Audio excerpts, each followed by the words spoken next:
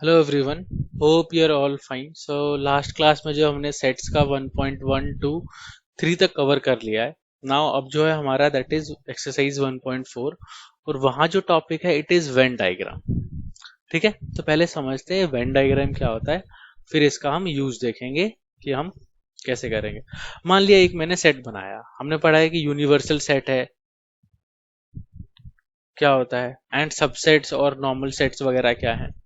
तो हम इनके रिलेशंस को दिखाने के लिए ना यूनिवर्सल सेट वेन डायग्राम का यूज करते हैं। मान लिया मैंने जो है यूनिवर्सल सेट है, एक ये बड़ा सा सेट बना लिया, तो यूनिवर्सल सेट को जब हमेशा रेक्टेंगल से शो करेंगे। अब इसके अंदर सेट डाल दिया मैंने, यहाँ पे मान लेता हूँ मैंने लिखा सेट ए। ये हो गया कि हमारे इलाके में जो है 100 लोग रहते हैं, तो ये उनका सेट हो गया जो हमारे पूरे इलाके में रहते हैं। मान लिया उसमें से 20 जो है वो हिंदी न्यूज़पेपर पढ़ते हैं, तो वो सेट ए में काउंट हो गए। सिमिलरली 30 हैं वो इंग्लिश न्यूज़पेपर पढ़ते हैं। ठीक है, तो हिंदी वाले, इंग्लिश वाले, और 3-4 लोग हैं जो दोनों पढ़ते हैं, तो वो ये हो गए। ठीक है, जो हिंदी भी पढ़ते हैं इंग्लिश भी पढ़ते हैं। तो इस हिसाब से जो है हमारे सेट्स को यूज करना, ठीक है, डिफरेंट सेट्स के बीच में जो रिलेशनशिप दिखाना, वो हमारा जो वेन डायग्राम है। तो वो क्या हो गया, अगर मान लिया लिखा मैंने ये एक बन गया, ठीक है, ये हो गया, ये हो गया, इसका मतलब दोनों में कुछ भी कॉमन नहीं है, इसीलिए दोनों सेट्स अलग अलग दिख रहे हैं। बट अगर वो मान लेते हैं कि वो ऐसे करके बनाया होता है, इसका मतलब इतना जो पोर्शन है वो दोनों सेट में कॉमन है।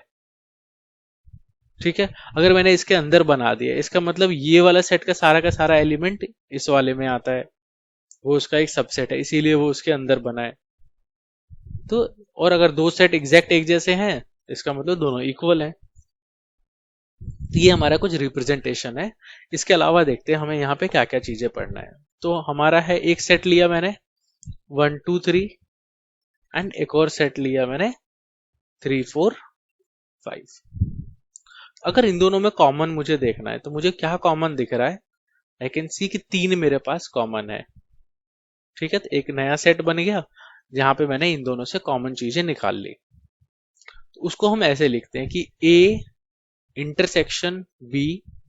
ठीक है, तो ए और बी में क्या कॉमन है, वो 3 है, तो ये होता है, इसको हम बोलते हैं इंटरसेक्शन, जहां पे दोनों में कॉमन चीज निकालनी है। और अगर मुझे दोनों सेट्स को मिला देता हूं मान लो मैं, तो उसको मैं इससे दिखाता हूँ यू से। ठीक है, तो A union B and it was A intersection B. तो ए यूनियन बी इसका मतलब है मैं दोनों सेट्स को मिला रहा हूँ ए और बी को, तब ये मेरा कैसा दिखेगा, 1 2 3, 2 बार है 3 तो वो नहीं लिखना है, 1 2 3 4 एंड 5।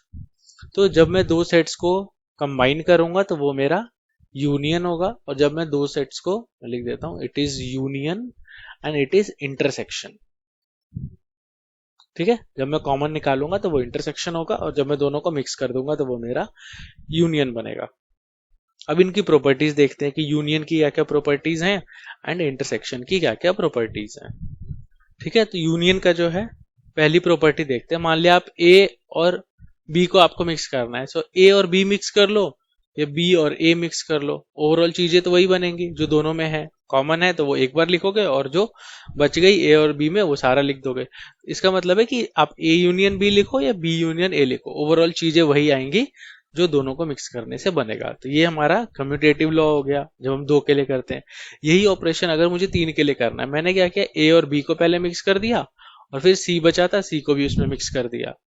और सिमिलरली ए को मैं अभी होल्ड पे रखता हूँ, मैं पहले बी और सी को मिक्स कर लेता हूँ, फिर ए को करूंगा, तो ओवरऑल वही चीज आएगी कि ए बी सी में जो भी है वो सारा मिक्स होके आ गया। ये एसोसिएटिव लॉ हो गया मेरा।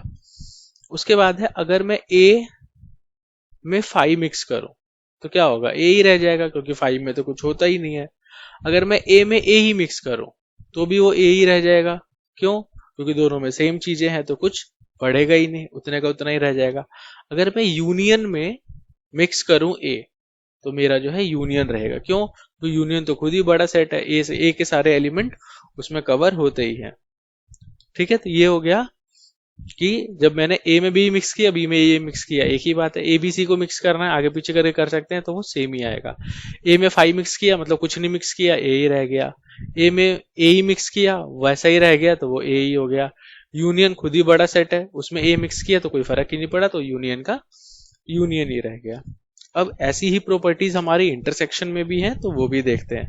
मुझे ए और बी में कॉमन निकालना है, तो मैं ए इंटरसेक्शन बी करूं या बी इंटरसेक्शन ए करूं।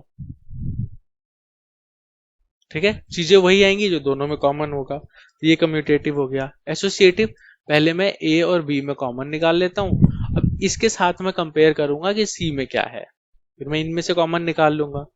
या मैं ए को पहले होल्ड पे रखता हूं, पहले बी और सी में से कॉमन निकाल लूंगा और फिर ए के साथ, तो ओवरऑल चीजें वही निकलेंगी जो दोनों में कॉमन होगा। तो ये मेरा, इस प्रॉपर्टी को हम एसोसिएटिव लॉ कहते हैं।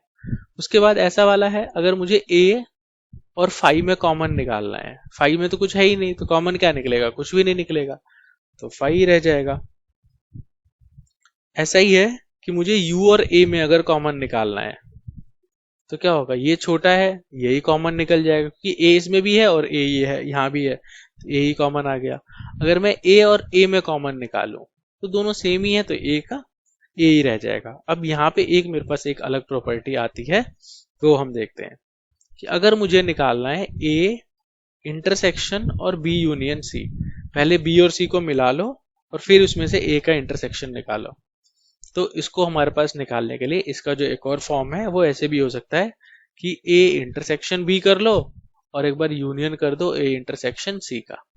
ठीक है, जैसे हम नॉर्मल करते हैं ना, इसको इससे इंटू इसको इससे इंटू, तो वो वैसा ही है, ए इंटरसेक्शन बी और फिर यूनियन में ले लो ए इंटरसेक्शन सी, तो उससे भी आपका वही आएगा।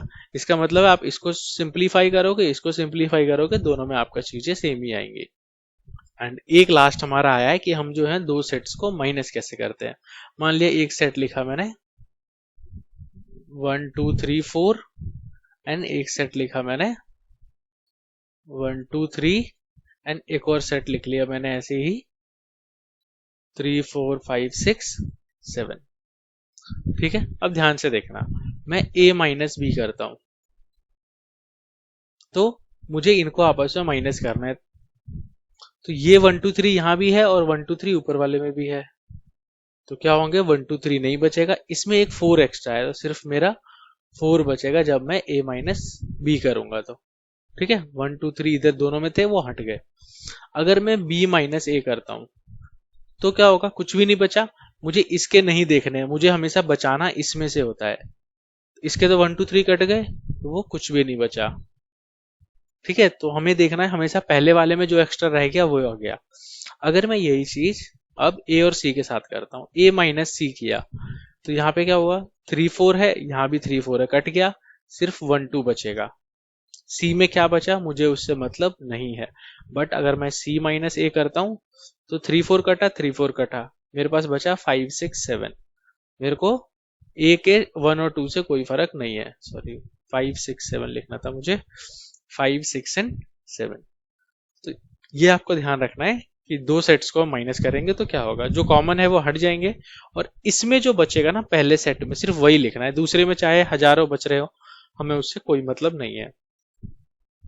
तो ये हो गया कि दो सेट्स को हम डिफरेंस कैसे निकालते हैं।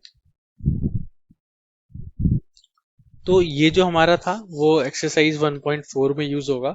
अब 1.5 का भी बेसिक देख लेते हैं। ठीक है, इजी इजी टॉपिक्स हैं, तो आई बिलीव कि आप जो है दो दो एक्सरसाइज एक साथ कर लोगे। कॉम्प्लीमेंट क्या होता है किसी सेट का, तो कॉम्प्लीमेंट के लिए क्या है, पहले तो मेरे पास यूनिवर्सल सेट गिवन होगा। मान लिया मेरे पास है यूनिवर्सल सेट 1 2 3 4 5 एंड 6।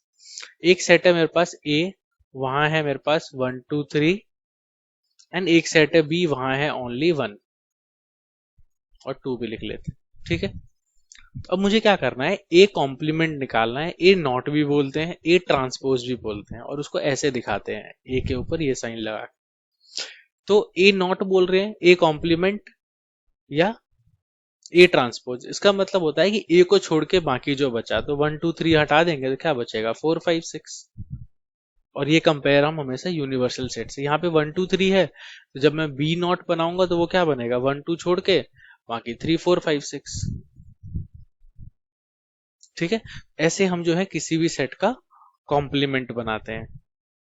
अब अगर वापस से मान लिया मेरे पास जो ये ए कॉम्प्लीमेंट आया है, इसका भी कॉम्प्लीमेंट बनाना है, ए कॉम्प्लीमेंट में है 4 5 6, इसका भी कॉम्प्लीमेंट बनाना है, तो वो क्या होगा, अब 4 5 6 को बाकी जो बचेगा तो 1 2 3 बन जाएगा। इसका मतलब अगर मैं 2 बार किसी सेट का कॉम्प्लीमेंट निकालूं, एक बार कॉम्प्लीमेंट निकाला तो जो उसमें नहीं थे वो आ गए, अब एक बार और कॉम्प्लीमेंट निकालो तो जो उसमें नहीं थे वो हटके जो ओरिजिनली थे वो आ जाएंगे।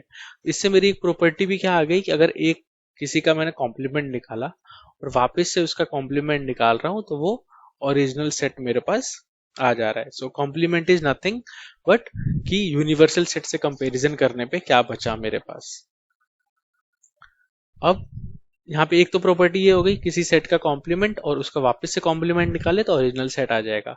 आप u का कॉम्प्लीमेंट निकालोगे तो क्या हो जाएगा 5, क्योंकि u और इसमें कंपेयर करोगे तो क्या होगा, इसको छोड़ के कुछ बचेगा ही नहीं, सारा का सारा उसी में है। और क्या क्या प्रॉपर्टीज हैं वो लिखते हैं। अगर आप a और इसका यूनियन करोगे a नॉट के साथ, इसमें a है और a इसका इसमें नॉट है, तो ओवरऑल क्या होगा, यूनिवर्सल सेट मेरा बन जाएगा। ओवरऑल जितनी भी चीजें हैं वो सारी की सारी बन जाएंगी। a और a नॉट इसमें कभी भी कुछ कॉमन नहीं होगा तो इनका जो इंटरसेक्शन है वो क्या हो जाएगा 5 होगा, क्योंकि इनमें कुछ कॉमन ही नहीं आएगा हमारा।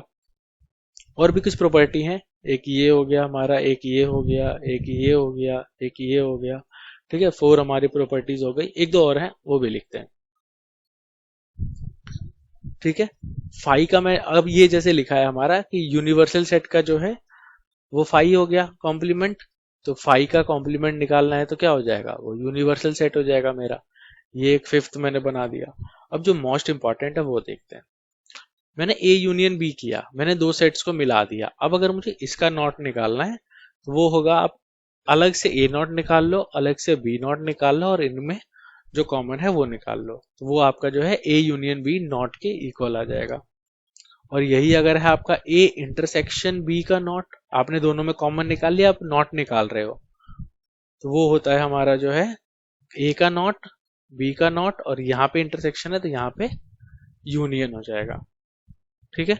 इस हिसाब से हमारे ये कुछ प्रॉपर्टीज हैं जो इस एक्सरसाइज में यूज होंगी 1.5 में।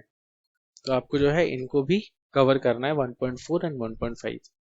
अब जो है नेक्स्ट क्लास में हम एक और टॉपिक है हमारा वो भी पढ़ेंगे।